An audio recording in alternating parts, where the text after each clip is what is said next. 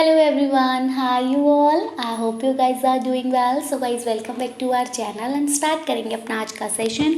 तो आज के सेशन में हम लोग डिस्कस करने वाले हैं आपके यूजीसी नेट जेआरएफ एग्जाम के लिए प्रीवियस ईयर के questions on teaching aptitude. Already हम इसके 2 पार्ट्स कवर कर चुके हैं।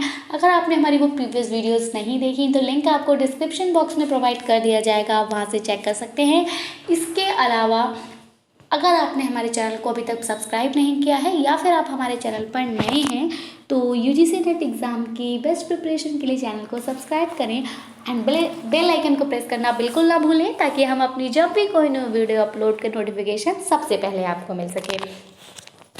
तो गाइस, वीडियो को स्टार्ट करेंगे। प्रीवियस क्वेश्चंस हमने ये डिस्कस किए थे, ठीक है। तो आई थिंक सो हमने 1 to 10 क्वेश्चंस कवर कर लिए थे अपनी प्रीवियस वीडियोस में। बाकी क्वेश्चंस को हम आज की वीडियो में कवर करेंगे। सेशन आपके लिए बहुत ज़्यादा इंपॉर्टेंट रहने वाला है आपके UGC net exam point of view के अकॉर्डिंग।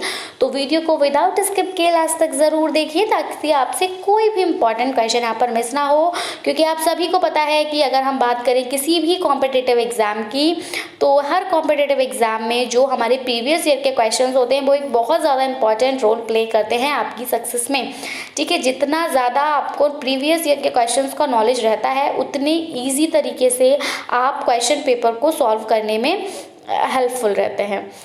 तो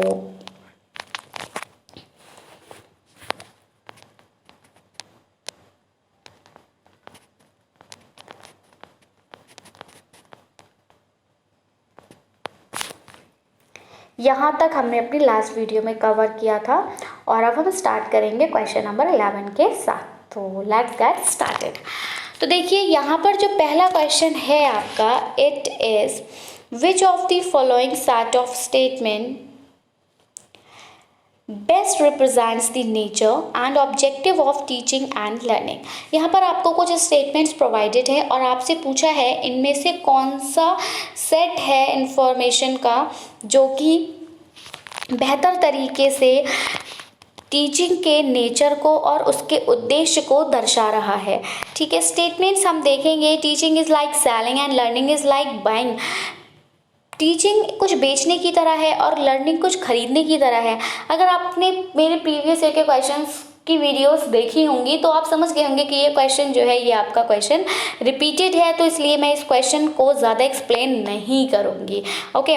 तो टीचिंग जो है वो सेलिंग की तरह होता है और लर्निंग बाइंग की तरह होता है। क्या ये स्टेटमेंट सही है? आपको ऐसा लगता है?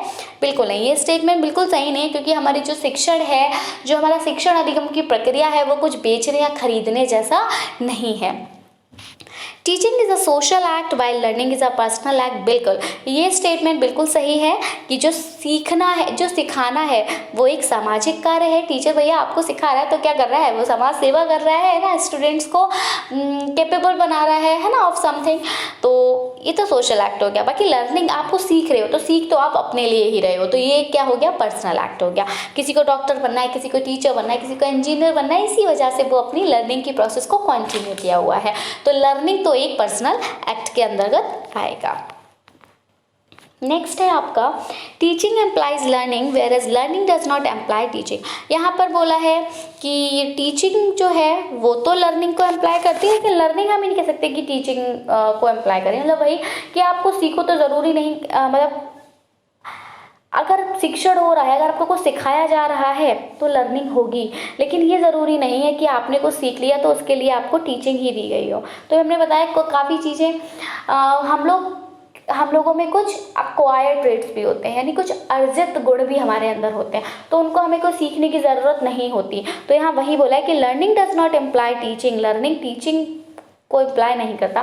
क्योंकि आपने क्या रोना कहीं से, आपने कहीं से ट्रेनिंग ली रोने की कि कैसे रोना है? छोटा बच्चा होता है, क्या वो कहीं से सीख के आता है कि अच्छा मेरे को अगर मम्मा का जो ध्यान है वो अपने तरफ अट्रैक्ट करना है तो मैं रोना शुरू कर दूँ? ऐसा कहीं उसको सिखाया गया? किसी कॉलेज में उसने एडमिशन लिया कि कैसे मम्मा का ध्यान अपनी तरफ हमें आकर्षित करना है? यस और नो? ऑब्वियसली नहीं। छोटा सा बच्चा कहाँ ट्रेनिंग लेने जाएगा, उसको तो ठीक से बोलना भी नहीं आता, वो ठीक से बैठ भी नहीं पाता। तो ट्रेनिंग लेने तो वो कहीं गया नहीं था, लेकिन उसे पता है कि भैया मम्मी अगर कहीं बिजी है और मैं यहाँ अकेला लेटा हूँ और मुझे मम्मा को बुलाना है तो मैं क्या करूँ, अपने शस्त्र का इस्तेमाल करूं, और वो शस्त्र क्या है? रोना है। तो क्या ये इसके लिए कोई ट्रेनिंग दी गई थी, कोई टीचिंग हुई थी? बिल्कुल नहीं हुई थी। कैसा ट्रेट है? क्वाइट ट्रेट है, बच्चे में जन्मजात था, उसने अर्जित किया था। ऐसे ही क्या होता है, ऐसे और भी होते हैं। हंसना होता है, ठीक है, धीरे धीरे वो बोलता है, और हंसना, रोना, तो ये जो है भूख लगना, तो ये सब क्या है? क्वाइट ट्रेट्स के अंतर्गत आते हैं। तो इसमें टीचिंग की कोई ज़रूरत नहीं होती। तो ये स्टेटमेंट ठीक हो जाएगा। दूसरा है आपका, teaching is a kind of delivery of knowledge by learning is like receiving it. कि टीचिंग जो है वो एक तरह से नॉलेज को डिलीवर करने की तरह है, और लर्निंग जो है कि आप उसको रिसीव कर रहे हो। तो ये भी नहीं है, आप टीचिंग को डिलीवरी कैसे कर दोगे, है ना? तो ये स्टेटमेंट भी गलत है। अब नेगेटिव स्टेटमेंट के साथ हमें नहीं जाना, क्योंकि ये जो टीचिंग लर्निंग प्रोसेस है एक बहुत ज़्यादा प्योर टर्म है। अगर आप देखें तो यहाँ पर नेगेटिविटी के तरफ हमको बिल्कुल नहीं जाना है। नेक्स्ट है आपका, teaching is an interaction and is triadic in nature. बिल्कुल, टीचिंग क्या है? एक इंट्रैक्शन है, हम लोग इंट्रैक्ट कर रहे हैं एक दूसरे से थ्रू टीचिंग। तो टीचिंग में क्या होता है? इंट्रैक्शन होता है, स्टूडेंट्स एंड टीचर का इंट्रैक्शन होता है, ठीक है। एक बार तो स्टूडेंट और टीचर में इंटरेक्शन होता है इन टीचिंग लर्निंग प्रोसेस, और स्टूडेंट और टीचर के साथ साथ टीचर और पेरेंट्स में भी इंटरेक्शन होता है। पेरेंट्स और स्टूडेंट में भी इंटरेक्शन होता है during the teaching learning process. तो टीचिंग क्या है? एक इंटरेक्शन है और ट्रायडिक है नेचर। तो ये हमने देखा ना अभी, ट्रायडिक नेचर मतलब टीचर और स्टूडेंट का, ठीक है, टीचर और पेरेंट्स का, एंड पेरेंट्स एंड स्टूडेंट का। तो ट्रायडिक है नेचर में। जबकि लर्निंग जो है वो एक एक्टिव एंगेजमेंट है, एक सब्जेक्ट मतलब आप किसी भी एक सब्जेक्ट पर कुछ सीखना चाह रहे हो तो आप उसमें एक्टिवली इंगेज होकर सीखोगे। अगर आप कहो कि मेरे को एक कोर्स करना है, मुझे इस स्किल में जो है वो महारत हासिल करनी है या परफेक्ट होना है, तो आप अगर एक्टिवली इंगेज नहीं होंगे तो नहीं हो पाएगा। आप सोचो मैं एडमिशन ले लेता हूँ, जाता ही नहीं हूँ पूरे साल, किसी भी कंप्यूटर कोर्स मान लीजिए या फैशन डिज़ाइनिंग मान लीजिए, आप पूरे साल जाएंगे ही नहीं, सिर्फ एडमिशन ले लेंगे, तो क्या आप उसमें परफेक्ट हो पाएंगे? बिल्कुल नहीं हो पाएंगे ना। आपके लिए उसमें परफेक्ट होने के लिए आपको वर्क करना होगा, you have to do work. तो जब आप वर्क करोगे तो ऑब्वियसली है आपका जो एंगेजमेंट रहेगा वो एक्टिव रहेगा, यानी आप एक्टिवली इंगेज होंगे, और तभी जो है आपका जो भी स्किल आप लेना चाहते हैं उसमें आप सफल होंगे। तो इसलिए ये वाला स्टेटमेंट बिल्कुल सही है। तो अभी हमने जो स्टेटमेंट्स कंसीडर किया था उनमें बी, सी एंड ई बिल्कुल हमारे ठीक थे, और ये आपको देखने को मिलेंगे ऑप्शन नंबर 2 में। क्लियर है? हिंदी में देखेंगे कि निम्नलिखित में से कौन सा कथनों का सेट शिक्षण और सीखने की प्रकृति और उद्देश्य का सबसे अच्छा प्रतिनिधित्व करता है? पढ़ना बेचने जैसा है और सीखने खरीदने जैसा है? बिल्कुल नहीं। शिक्षण एक सामाजिक कार्य है जबकि सीखना एक व्यक्तिगत कार्य है? बिल्कुल है। शिक्षण का तात्पर्य सीखना है जबकि सीखने का तात्पर्य शिक्षण नहीं है? यस, बिल्कुल, ये भी ठीक है। शिक्षक एक प्रकार से ज्ञान का वितरण है जबकि सीखना उसे प्राप्त करना है? नो, ऐसा नहीं है। सीखना क्या है? आपको अपने व्यवहार में स्थायी परिवर्तन लाना है भैया, परमानेंट चेंजेस लाने हैं अपने बिहेवियर में। शिक्षण एक अंतःक्रिया है और प्रकृति में त्रैमासिक है, जबकि सीखना एक विषय क्षेत्र में एक सक्रिय जुड़ाव है। क्लियर? बट अगर आप नोटिस करेंगे तो ये क्वेश्चन जब हमने एक्सप्लेन किया, क्योंकि टीचर के साथ क्या होता है ना, उसके माइंड में वेराइटीज़ ऑफ थॉट्स होते हैं, ठीक है। कंसेप्ट को हर बार अलग तरह से कह सकते हो आप एक्सप्लेन करने की उसमें क्षमता होती है। तो अगर आप देखेंगे तो इस क्वेश्चन में भी आपको चेंजेस दिखाई देंगे कहीं कहीं पॉइंट पे, जैसे कि अभी हमने एक्वायर्ड ट्रेड्स नया ऐड किया यहाँ पर, ठीक है। इंट्रैक्शन का जो वर्ड है वो हमने यहाँ पर नया ऐड किया, ठीक है। तो इस तरह से हमने कुछ यहाँ पर new things, new points, new concepts को ऐड किया आपको समझाने के लिए। तो यहाँ हमारा जो करेक्ट आंसर जाएगा that goes with option number B, that is B, C and E. Clear है? आगे बढ़ेंगे। Which of the following set of statements best represents the nature and objective of teaching and learning? अब यहाँ पर फिर से question is repeated again and again. Sorry, question is repeated again and again, sorry for that। Question number 13 से start करेंगे। So एक minute, same question है। Question number 13 से हम स्टार्ट करेंगे and it is all teaching employs learning, जितनी भी teaching होती हैं सबसे लर्निंग होता है। सेकेंड रीज़न में आपसे बोला है कि learning to be useful must be derive from teaching, तो लर्निंग यूज़फुल होगी जब वो टीचिंग से डिराइव होगी। दो स्टेटमेंट्स आपको दी हैं। अच्छा, आप एक बात मुझे बताइए कि अगर सिर्फ टीचिंग करके आपको कोई लर्निंग दी जाएगी तो हम उसको इफेक्टिव कहेंगे या फिर यूज़फुल कहेंगे, अगर विदाउट टीचिंग आपको सीख रहे हो तो वो खराब है क्या, गलत है?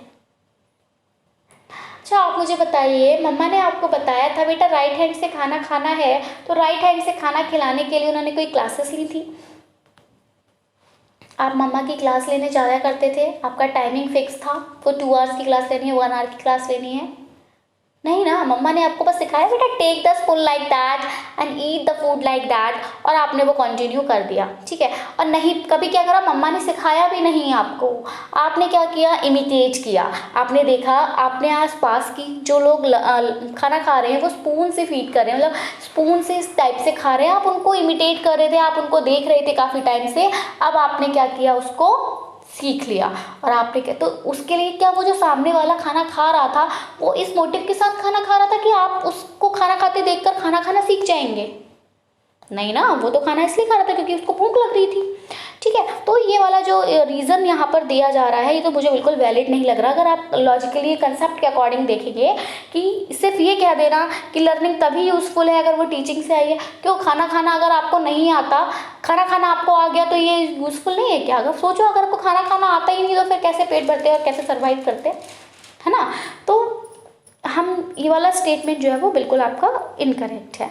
तो रीज़न तो इनकरेक्ट है, बट अगर हम बात करें असर्शन की कि ऑल टीचिंग एम्प्लाइज लर्निंग, तो बिल्कुल जितने भी शिक्षण कार्य होते हैं सब से कुछ ना कुछ सीखने को मिलता है, सबसे कोई ना कोई अधिगम ज़रूर होता है, चाहे आप एक्टिवली इंगेज हों या फिर आप पैसिवली इंगेज हों। हाँ, वो बात अलग है, अमाउंट में डिफरेंस हो जाएगा।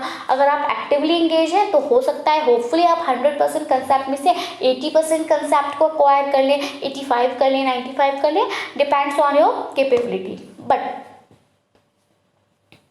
अगर आप पैसिवली इंगेज हैं, थोड़ा दिमाग कहीं और है, थोड़ा कहीं और है, बट फिर भी अभी भी अगर आप मेरी वीडियो देख रहे हैं एंड आप कंप्लीटली इंगेज नहीं है विद माय वीडियोस, आपका माइंड जो यहाँ पर आप यूट्यूब पे अगर वीडियोस देख रहे हैं तो जो और यहाँ पे हमें वीडियोस आती हैं अपकमिंग वीडियोस, आपका माइंड अगर वहाँ पर भी है या फिर टीवी चल रही है वहाँ है, या आपके मम्मा या सिस्टर टॉकिंग कर रही हैं वहाँ पर आपका ध्यान है, या आपको कल पार्टी में जाना है उसकी ड्रेसिंग का आप सोच रहे हो, बट आप मेरी वीडियो देख रहे हो, तो कंप्लीट कंसेप्ट आप तक नहीं भी पहुंचेगा, बट कुछ थिंग्स होंगी ऐसी जो आपके माइंड तक पहुंचेंगी। तो यहाँ पर वही आ रहा है कि टीचिंग से लर्निंग डेफिनेटली होती है, बस अमाउंट में डिफरेंस आपको देखने को मिलता है। तो हमारा जो असर्शन वाला पार्ट है इट इज़ करेक्ट, बट जो रीज़न है वो बिल्कुल गलत है, टोटली रॉन्ग है। तो हमारा जो करेक्ट आंसर जाएगा that goes with option number 3, that is A is true but R is false. Clear? आगे बढ़ेंगे, हिंदी में देखेंगे। हिंदी वाले कैंडिडेट्स के लिए है, हिंदी वाले कैंडिडेट्स काफ़ी ज़्यादा वरिड हो जाते हैं इंग्लिश के क्वेश्चंस देख के, मैम प्लीज़ हिंदी में प्रोवाइड कराइए, but watch the full video till the end, आपको Hindi and English both the language में क्वेश्चंस देखने को मिलेंगे। सभी शिक्षण का तात्पर्य सीखना है, और कारण में बोला है वही उपयोगी होने के लिए, सीखना शिक्षण से प्राप्त होना चाहिए, बिल्कुल नहीं। आपने खाना खाने के लिए, आपने रोने के लिए, आपने हंसने के लिए कहीं से भी ट्रेनिंग नहीं ली थी, कोई क्लास आपने नहीं ली थी, ये आपने क्या किया, इमिटेट किया, आपने एक्वायर किया, बट यूजफुल है। ए यहाँ जो करेक्ट आंसर जाएगा that goes with option number 3, A सच है, लेकिन आर जो है वो बिल्कुल गलत है। Question number 14 says that on the basis of summative test. अब देखिए आपके समेटिव टेस्ट होते हैं, तो उनके बेसिस पे a teacher is interpreting his her students performance. Teacher क्या कर रहा है, अपने स्टूडेंट की परफॉर्मेंस को इंटरप्रीट कर रहा है in terms of their wellness, उनकी वेलनेस के टर्म्स पर, इनकी वेलनेस लाइफस्टाइल के टर्म्स पर, उनके बिहेवियर के टर्म्स पर। तो इसको हम क्या कहेंगे, फॉर्मेटिव टेस्टिंग कहेंगे, कंटिन्यूअस एंड कम्प्रहेंसिव इवैल्यूएशन कहेंगे, या फिर हम इसको नॉर्म रेफरेंस टेस्टिंग कहेंगे, या फिर हम इसको क्राइटेरियन रेफरेंस टेस्टिंग कहेंगे। तो देखिए जो इस टाइप का क्वेश्चन आपको देखने को मिला, लेकिन आप देखिए पहले ही बोल दिया, फॉर्मेटिव टेस्टिंग तो बिल्कुल हटा दीजिए, क्योंकि बात क्या हो रखी है, क्वेश्चन अगर आपने ध्यान से देखा तो सबसे पहले लिखा हुआ है on the basis of summative test. तो समेटिव टेस्ट अगर हो रहा है तो फॉर्मेटिव तो बिल्कुल नहीं होगा, ये तो एक दूसरे के ऑपोजिट है, तो ये इसको कट कर दीजिए। ऑप्शन नंबर 1 बिल्कुल हट गया। अब सिर्फ 3 क्वेश्चन जो हैं आपके 3 ऑप्शन जो हैं ये रह गए।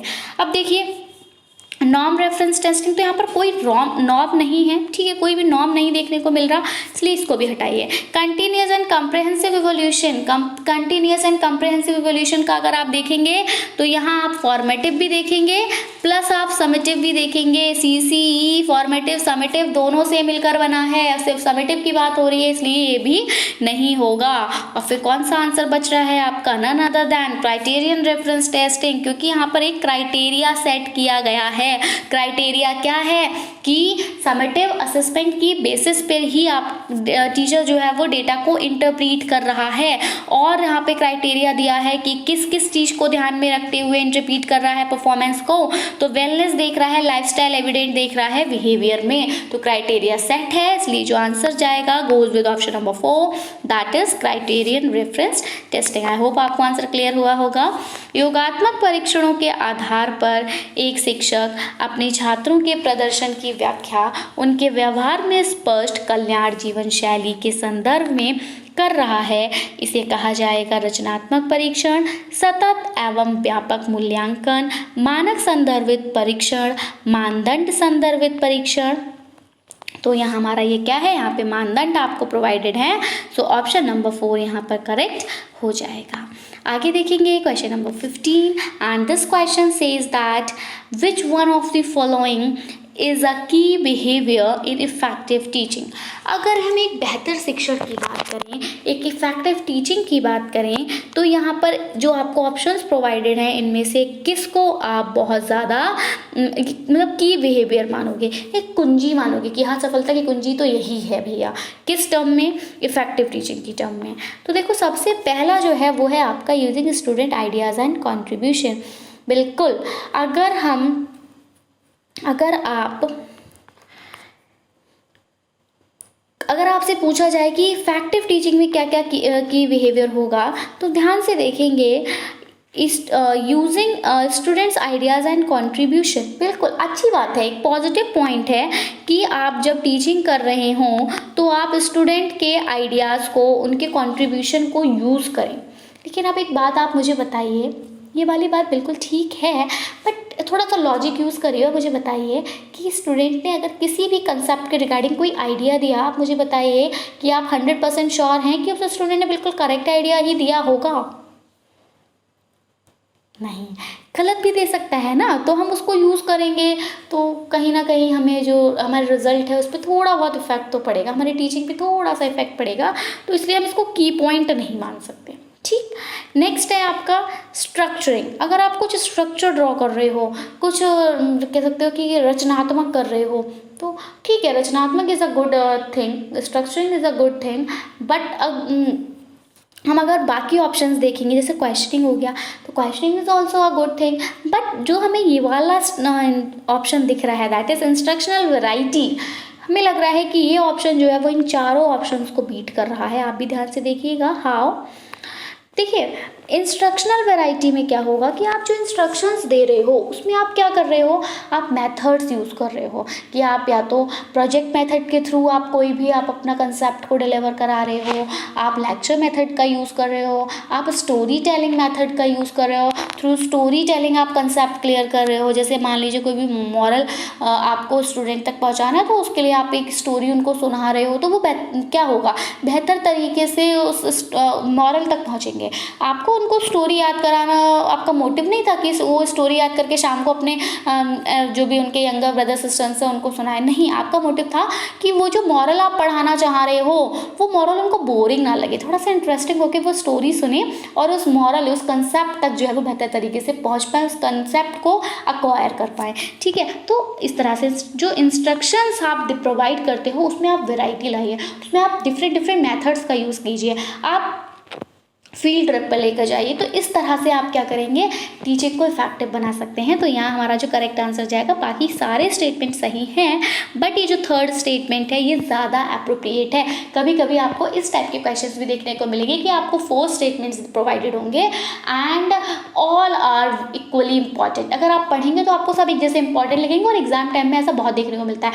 But at that time you have to be calm, आपको काम होना है, और उसके बाद आपको बहुत ज़्यादा हैव पेशेंस एंड बहुत ज़्यादा कामली आपको सोचना है कि किस तरह से आप जो ऑप्शंस हैं उनको एलिमिनेट कर सकते हैं। ऑप्शंस को एलिमिनेट कीजिए और मोस्ट अप्रोप्रिएट जो आपको लगे उस पर आप टिक करेंगे।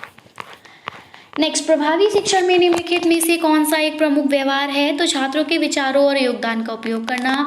तो मैंने बताया ही कि विचार उनके ज़रूरी नहीं कि टू द पॉइंट ही जाएं, तो कभी कभी पॉइंट से थोड़ा अलग भी होंगे। संरचना करना, वो कुछ भी संरचना कर रहे हैं तो वहाँ भी थोड़ा बहुत डिफरेंट आपको डिफरेंस देखने को मिलेगा।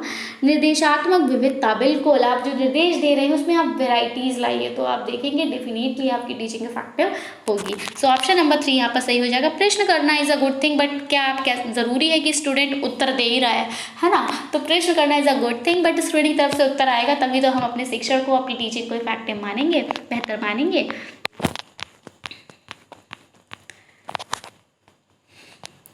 Next question. Which of the following set of statements best describes the nature and objectives of teaching? अब यहाँ पर आपको कुछ statements again provided हैं, और यहाँ statements में भी आपसे सेम पूछा है कि टीचिंग के उद्देश्यों को, उसके नेचर को, इनमें से कौन जो है वो बेहतर तरीके से इलेबोरेट कर रहा है, एक्सप्लेन कर रहा है। तो जो फर्स्ट स्टेटमेंट है वो teaching and learning are integrally related, कि टीचिंग और लर्निंग जो है वो एक दूसरे से रिलेटेड हैं। क्या रिलेटेड हैं? बिल्कुल है भैया। टीचिंग भी क्यों हो रहा है? ताकि लर्निंग हो। लर्निंग भी कैसे हो रही है? टीचिंग से हो रही है। तो teaching and learning are the two processes which are interlinked with each other. अगर एक सिर्फ लर्निंग होगी तो पॉसिबल, अगर सिर्फ टीचिंग होगी तो पॉसिबल है लर्निंग, टीचिंग नहीं होगी तो पॉसिबल है लर्निंग हो पाए? नहीं। और लर्निंग नहीं होगी तो टीचिंग का क्या ही जो ऑब्जेक्टिव रह जाएगा, है ना? तो इसलिए ये दोनों तो बिल्कुल आपकी इंटीग्रली रिलेटेड हैं। And there is no difference between teaching and training. Teaching और ट्रेनिंग में कोई डिफरेंस नहीं है क्या?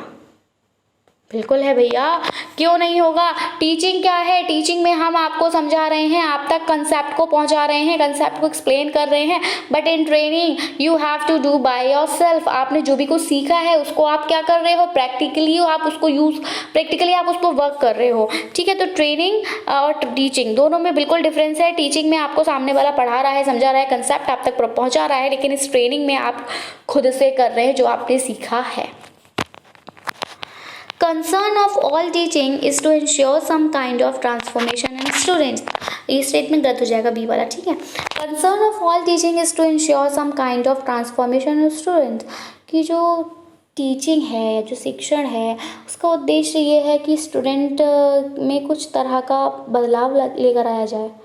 तो बिल्कुल ही तो मैं आपको शुरुआत से बता रही हूँ कि भैया अधिगम क्या है, शिक्षण क्या है, कि किसी भी एक बालक के व्यवहार में अगर आप स्थायी परिवर्तन देख रहे हैं तो आप बिल्कुल कह सकते हैं कि हाँ भैया कुछ अधिगम हुआ है। तो बिल्कुल टीचिंग का जो कंसर्न है वही यही है कि स्टूडेंट के बिहेवियर में कुछ ना कुछ थोड़ा बहुत आप ट्रांसफॉर्मेशन लेकर आए। एकदम से तो हम किसी बच्चे को नहीं बदल सकते, थोड़ा थोड़ा करके उसको बदलने की कोशिश करेंगे। बदलने की कोशिश इन द सेंस कि ट्रांसफॉर्म करेंगे to the situation, to the condition. All good teaching is formal in nature. अब यह हर अच्छी शिक्षा, अच्छा शिक्षण नेचर में फॉर्मली होगा, ज़रूरी नहीं है इनफॉर्मली भी आप बहुत कुछ अच्छा सीख जाते हो, है ना? तो ये वाली बात भी गलत है। फ़ोन वाले एग्जाम्पल मैं आपको काफ़ी बार देती हूँ, तो वो आप इनफॉर्मली ही सीख रहे हैं। ये कि भैया रास्ते में चले तो फ़ोन ना यूज़ करें। कभी कभी आपने आजकल बहुत ज़्यादा देखा होगा, बहुत ज़्यादा कॉमन भी रहा था अभी बीच में, कि कॉल पे बात करते हुए चल रहे हैं और भैया 2 बाइक सवार आते हैं और फ़ोन खींचकर 9-2-11। अब तो अरे भैया क्या हो गया, काश फ़ोन यूज़ नहीं कर रहे होते ना। तो सीखा भैया, एक सबक मिला कि भैया आज के बाद कुछ भी हो जाए रास्ते में फ़ोन पर बात नहीं करूँगा। तो इनफॉर्मली सीखा ना, इसके लिए ऐसा तो नहीं था कि चोर आपने हायर करे थे सिखाने के लिए, है ना? तो इसलिए ये वाली बात जो है वो आपकी गलत हो जाएगी। A teacher is a senior person. अब टीचर जो होगा वो सीनियर पर्सन होगा, तो ये भी ज़रूरी नहीं है भैया। बच्चों से भी हम बहुत कुछ सीख लेते हैं, है ना। आप लोग अभी सभी जब नेट जेआरएफ दे रहे हैं तो आप सभी की एज अच्छी खासी होगी भैया, छोटे बच्चे नहीं होंगे आप 10 to 15 ईयर्स के। बट अगर आप कहीं टीचिंग कर रहे होंगे, आपके घर में भी छोटे छोटे कैंडिडेट्स होंगे, तो उनसे कुछ ना कुछ आप फिर भी काफ़ी सीख जाते हैं, क्योंकि हमारा जो टीचिंग का सिनेरियो था वो थोड़ा अलग था, और अब का सिनेरियो अगर हम देखें तो उसमें चेंजेस हैं छोटे काफ़ी। मैंने काफ़ी देखा है कि हमारे जो पेरेंट्स वगैरह रहते हैं तो उनकी इंग्लिश प्रोनाउंसिएशन थोड़ा डिफरेंट है, और अभी के स्टूडेंट्स का प्रोनाउंसिएशन थोड़ा डिफरेंट है। Our parent use to say like education, but अगर हम बात करें आज की जनरेशन की, they are use that the education ना। Same thing happens with immediately also, है ना। We are using immediately, now they are using immediately. तो इस टाइप के काफ़ी सारे वर्ड्स हैं जिनमें आपको चेंजेस देखने को मिलते हैं। तो हम ये नहीं कह सकते कि तो उनसे हम सीख रहे हैं ना, वो हमें बता रहे हैं कि अरे नहीं, अब आप एजुकेशन नहीं बोलेंगे ना, आप उसको एजुकेशन बोले, उसको एजुकेशन बोला जा रहा है। या वॉज, हम पहले के लोग वाज बोलते थे, पर वो बता रहे हैं नहीं, वाज नहीं बोलना, आपको वॉज बोलना है, ठीक है। तो इस टाइप से वो हमको क्या कर रहे हैं, गाइड कर रहे हैं। तो वो ज़रूरी नहीं कि वो सीनियर पर्सन ही हो, हमें छोटे जूनियर पर्सन भी गाइड कर देते हैं। Teaching is a social act, बिल्कुल, ये तो हम लोग ऑलरेडी डिस्कस कर चुके हैं अब आप क्वेश्चन में कि टीचिंग तो एक सोशल एक्ट है ही, जबकि लर्निंग एक पर्सनल एक्ट है। सेम स्टेटमेंट आ गई। तो इस टाइप से क्वेश्चन एग्जामिनर जो है वो आपको थोड़ा सा भ्रमित करता है, ठीक है। अब देखिए सेम स्टेटमेंट रख दिया था उसने, तो करेक्ट आंसर हमने जो स्टेटमेंट्स देखी वो AC एंड F देखी थी जो सही थी, बाकी हमारी गलत हमने पाई थी। हिंदी में देखेंगे, निम्नलिखित में से कौन सा कथनों का सेट शिक्षण की प्रकृति और उद्देश्यों का सबसे अच्छा वर्णन करता है। देखो, शिक्षण और सीखना अभिन्न रूप से संबंधित है, बिल्कुल है। शिक्षण और प्रशिक्षण के बीच कोई अंतर नहीं है भैया। सभी शिक्षण की चिंता छात्रों में किसी प्रकार का परिवर्तन सुनिश्चित करना है, बिल्कुल है। सभी अच्छे शिक्षण औपचारिक प्रकृति के होते हैं, नहीं भैया, अनौपचारिक भी होते हैं। शिक्षक एक वरिष्ठ व्यक्ति होता है, नहीं, एक जूनियर छोटा बच्चा भी हमें बहुत कुछ सिखा देता है। शिक्षण एक सामाजिक कार्य है, जबकि सीखना एक व्यक्तिगत कार्य है, बिल्कुल है। तो यहाँ हमारा जो करेक्ट आंसर जाएगा A, C और F के साथ जाएगा, option number 3। Next question is which of the following learner characteristic is highly related to effectiveness of teaching। अब यहाँ पर इस क्वेश्चन में फिर से आपसे वही बोला है कि जो लर्नर है, जो अधिगम करता है, उसकी अगर हम विशेषता की बात करें तो उसकी कौन सी विशेषता यहाँ पर ऐसी है जो कि आपके शिक्षण की प्रभाव को, शिक्षण का जो प्रभाव है उसको बेहतर तरीके से उससे संबंधित है, ठीक है। तो देखो, prior experience of the learner, जो अधिगम करता है उसका जो पूर्व ज्ञान है वो अच्छे से संबंधित होता है आपके टीचिंग लर्निंग प्रोसेस से, या हम कह सकते हैं आपके शिक्षण की प्रक्रिया से। दूसरा है आपका educational status of the parents of the learner. देखिए, मैं आपको काफ़ी बार बता चुकी हूँ कि जिसके पेरेंट्स अगर इलिटरेट हैं तो क्या उस स्टूडेंट को भी इलिटरेट रहना चाहिए? इज इट रॉन्ग और राइट? Totally wrong. ऐसा नहीं है कि पेरेंट्स नहीं पढ़े तो बच्चा भी नहीं पढ़े, बच्चे को पढ़ना चाहिए भैया, उसको आगे बढ़ना चाहिए। तो उसके पढ़ने और उसके आगे बढ़ने में पेरेंट्स का एजुकेशनल स्टेटस कोई भी बाधा नहीं डालता है, ठीक है। देखा भी होगा, न्यूज़ में सुनते होंगे कि रिक्शा चलाने वाले की बेटी IAS बनी, तो पेरेंट्स को तो नहीं पढ़ा था, पेरेंट्स को तो नहीं आता था, बच्ची कैसे बन गई? तो ये वही यहाँ पर यही वो जो एग्जाम्पल्स आप वहाँ आते हैं न्यूज़ में बार बार आपको दिखाए जाते हैं, उनका रीज़न आपका ये जो मिथ होता है इसको ही दूर करने का है कि एजुकेशनल स्टेटस जो है पेरेंट का वो कोई भी प्रभाव आपके शिक्षण पर नहीं डालता है। Peer groups of the learner, learner के जो पीयर ग्रुप्स होते हैं, तो भैया पीयर ग्रुप का जो प्रभाव है वो हम इफेक्टिवनेस में ही नहीं देख सकते, कभी कभी वो जो है वो नेगेटिव इफेक्ट भी डालते हैं। जो आपके सहपाठी होते हैं ना, वो ज़रूरी नहीं आपको हमेशा राइट डायरेक्शन में ही लीड करें, तो कभी कभी आपको टूवर्ड्स दी रॉन्ग डायरेक्शन भी लीड कर देते हैं। तो इसलिए ये स्टेटमेंट आपका इनकरेक्ट हो जाए, क्योंकि हमें बात करनी है इफेक्टिवनेस ऑफ टीचिंग में, तो यहाँ पर आप डिफेक्टिवनेस में भी जा रहे हैं, ठीक है, इनइफेक्टिव भी हो रहे हैं। And the family size from which the learner comes, तो भैया ज़रूरी थोड़ी है कि अब बच्चा छोटी फैमिली से आएगा ज़्यादा इंटेलिजेंट होगा, बड़ी फैमिली से आएगा तो नहीं होगा, या बड़ी फैमिली से आएगा ज़्यादा इंटेलिजेंट हो, ज़्यादा लोग बताएंगे उसको। छोटा बच्चा जो उसे दूसरे मम्मी पापा दिखाई दे रहे हैं, वो भी बाहर ड्यूटी कर रहे हैं, उसे कोई दिख ही नहीं रहा जो उसको सिखा सके, ऐसा कुछ नहीं है, ठीक है। तो इसलिए ये भी ऑप्शन हमारा बिल्कुल गलत हो जाएगा। ये इस तरह से जब मैं आपको एग्जाम्पल्स देती हूँ, यहाँ पे मेरा मोटिव सिर्फ इतना है कि आप बोर ना हो, क्योंकि यहाँ पर मैं आपको विजिबल नहीं होती, ठीक है। थोड़ा सा ये जो मूड है थोड़ा सा बोर्डम क्रिएट करने वाला है, तो बस उस बोर्डम को रिमूव करने के लिए मैं अपनी लैंग्वेज में जो है वो थोड़ा सा अप डाउन करती रहती हूँ, अपनी पिच को हाई और लो करती रहती हूँ, ताकि आपका जो बोर्डम है वो एकदम से रिमूव हो जाए। तो चलिए, आई होप आपने एंजॉय किया होगा। तो करेक्ट आंसर की अगर हम बात करें तो ये हमारा किसके साथ जाएगा?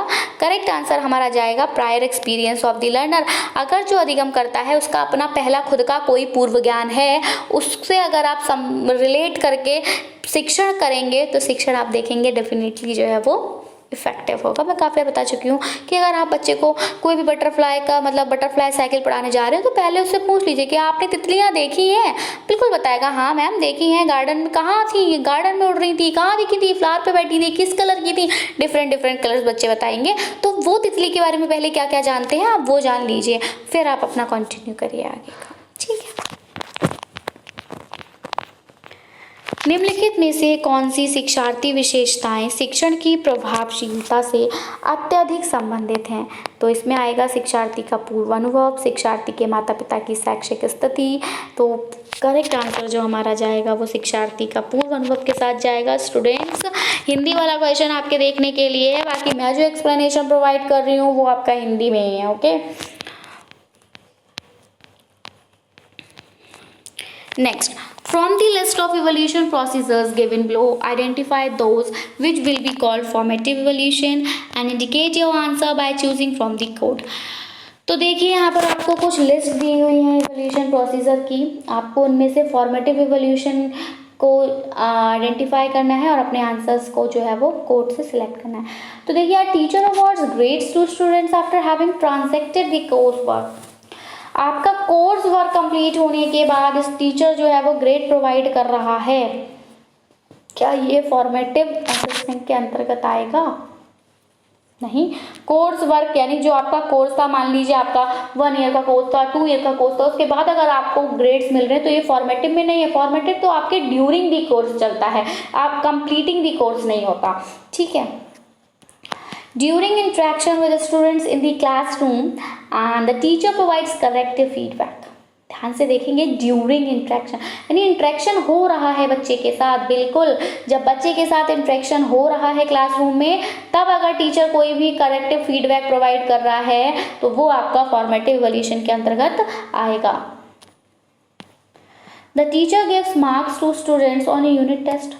अगर टीचर किसी भी एक यूनिट टेस्ट में बच्चे को मार्क्स दे रहा है तो वो भी आपका आपकी कक्षा के समय जो आप कर रहे हो, ठीक है, आपकी टीचिंग लर्निंग प्रोसेस के मिड में अगर आप कुछ फीडबैक दे रहे हो वो फॉर्मेटिव के अंतर्गत आता है। क्योंकि टीचिंग लर्निंग प्रोसेस चल रही थी, 2 चैप्टर्स आपने कंप्लीट कराए थे, अब उसके बाद आपने उसका टेस्ट लिया और तो वो आपका फॉर्मेटिव टेस्ट होता है ना। ऐसा तो नहीं कि पूरा कोर्स कंप्लीट कराने के बाद जाके आपके एग्जाम हो रहे तो वो फॉर्मेटिव नहीं, तो समेटिव में आ जाते हैं। तो वही है कि टीचर अगर आपको यूनिट टेस्ट पे मार्क्स दे रहा है तो वो आपका फॉर्मेटिव नहीं है। Teacher clarifies the doubts of a student in the class itself. ठीक है, किसी बच्चे को कोई डाउट है और टीचर ने उसको क्लास में ही रिमूव कर दिया, क्लास में ही क्लियर कर दिया, तो ये फॉर्मेटिव असेसमेंट के अंतर्गत आ रहा है। अब टीचर अब उससे बोले कि नहीं अभी तो मैं पढ़ा रहा हूँ, मुझे पढ़ाने दीजिए, अभी मैं आपके डाउट्स क्लियर नहीं करूँगा, आप मेरे पास कल आइएगा, तो वो फॉर्मेटिव में नहीं आएगा। आप अपनी शिक्षण प्रक्रिया के दौरान बच्चे को समझाइए, ठीक है, तो ये है, उसके डाउट्स को क्लियर करिए। ये स्टेटमेंट ठीक था आपका डी वाला, एक बार टिक कर देती हूँ ताकि आपको कोई डाउट ना रहे। The overall performance of a student is reported to parents at every 3 months interval. हर 3 महीने में आप बच्चे के पेरेंट्स को रिपोर्ट देंगे। तो मान लीजिए अगर बच्चा कहीं लैग कर रहा है और आप 3 महीने के बाद जाकर रिपोर्ट दे रहे हो, तो 3 महीने में तो वो अच्छा खासा लैग कर जाएगा, है ना। तो इसका तो कोई रिजल्ट ही देखने को नहीं मिलता, ये फॉर्मेटिव के अंतर्गत नहीं आ रहा है। इसको तो हम वही कहेंगे कि आपका क्वार्टरली में जा रहा है और ये बिल्कुल गलत है। The learners motivation is raised by the teacher. बिल्कुल, टीचर के द्वारा बच्चे का मनोबल बढ़ाना चाहिए, बच्चे को मोटिवेट करते रहना चाहिए क्वेश्चन आंसरिंग सेशन के थ्रू, कि आप क्वेश्चन आंसर्स पूछिए, बच्चा आंसर करेगा, बच्चा मोटिवेट होगा कि हाँ मुझे आ रहा है, या मैं हाँ टीचर मेरी तारीफ कर रहा है, मैं अच्छे से आंसर करूँगा तो सब स्टूडेंट्स को लगेगा हाँ मैं इंटेलिजेंट हूँ। तो इस तरह से मोटिवेट होकर वो अपनी टीचिंग लर्निंग प्रोसेस में एक्टिवली इन्वॉल्व होगा और अपने क्वेश्चनिंग जो भी कंसेप्ट आप पढ़ा रहे हो उसको एक्वायर करने की कोशिश करेगा, उससे रिलेटेड क्वेश्चन आंसर्स को समझने का प्रयास करेगा। तो यहाँ पर हमने जो स्टेटमेंट्स देखी वो आपकी सही गई, B, D and F, and it is here in option number 4।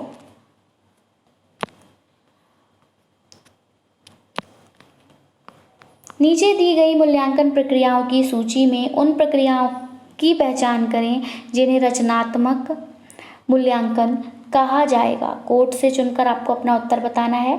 तो एक शिक्षक पाठ्यक्रम कार्य पूरा करने के बाद छात्रों को ग्रेड प्रदान करता है। कक्षा में छात्रों के साथ बातचीत के दौरान, देखिए ग्रेड प्रदान कर रहा है पाठ्यक्रम पूरा होने पे, तो ये नहीं है बिल्कुल ना। कक्षा में छात्रों के साथ बातचीत के दौरान अगर कोई सुधारात्मक प्रतिक्रिया प्रदान कर रहा है, बिल्कुल है। शिक्षक एक यूनिट परीक्षण पर छात्रों को अंक दे रहा है, बिल्कुल नहीं है। शिक्षक कक्षा में ही छात्रों की शंकाओं का समाधान कर रहा है, बिल्कुल है। छात्रों के समग्र प्रदर्शन की रिपोर्ट 3 महीने में दे रहा है, नो।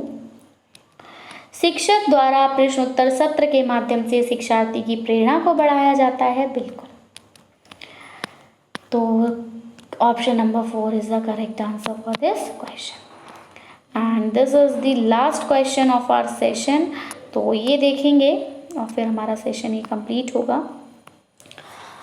असर्शन वाला क्वेश्चन है और असर्शन में बोला है कि all teaching should aim at ensuring learning. बिल्कुल भैया, हर शिक्षण का उद्देश्य यही है कि कुछ लर्निंग हो।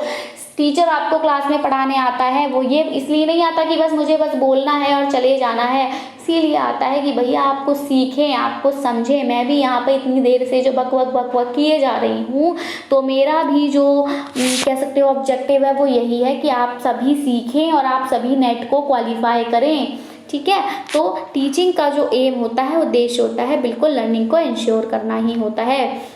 All learning result from teaching, जितनी भी लर्निंग होती है वो टीचिंग से ही आती है। मैं ऑलरेडी एक्सप्लेन कर चुकी थी कि क्वेश्चन बिल्कुल बहुत ज़्यादा सिमिलर आते हैं, इसीलिए मैं इन क्वेश्चंस को लेकर आई थी। प्रीवियस के क्वेश्चन थे और सबको एक साथ लिया ताकि आप ये समझ सकें कि आपको एग्जामिनर किस तरह से घुमाता है, ठीक है। क्वेश्चन सब सेम ही होते हैं, बस वो लैंग्वेज को थोड़ा सा चेंज कर, थोड़े से ऑप्शंस को चेंज करता है। तो हमारा जो करेक्ट आंसर, देखिए मैंने बताया कि ज़रूरी नहीं आप सब जितना भी आप सीख रहे हो वो सब टीचिंग के थ्रू ही सीखें, ये ऑलरेडी एक्सप्लेन कर चुकी हूँ।